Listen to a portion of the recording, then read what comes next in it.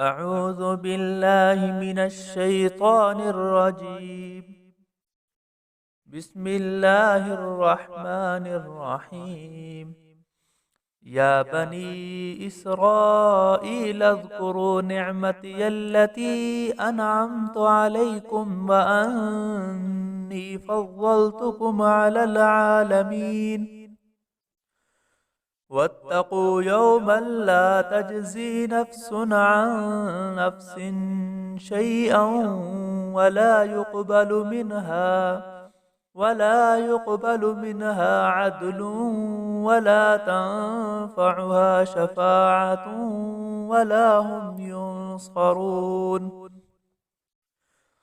وإذ ابتلى إبراهيم ربه بكلمات فأتمهم قال إني جاعلك للناس إماما قال ومن ذريتي قال لا ينال عهد الظالمين.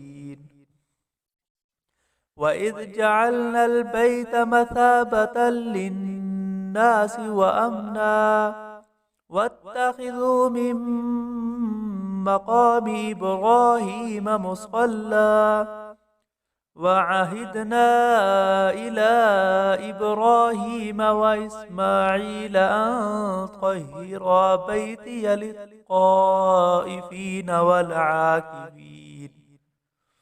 والعاكفين والركع السجود.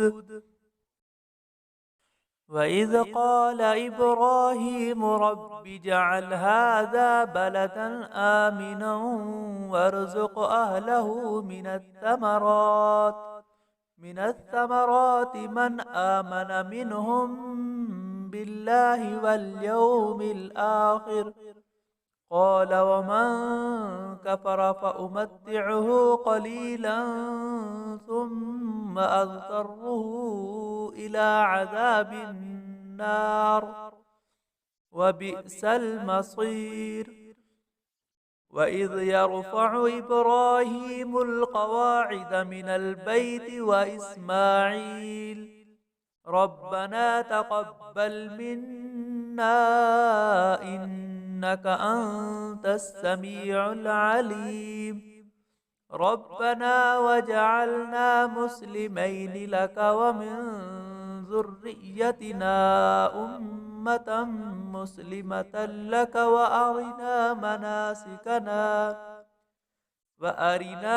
مناسكنا وتب علينا إنك أنت التواب الرحيم.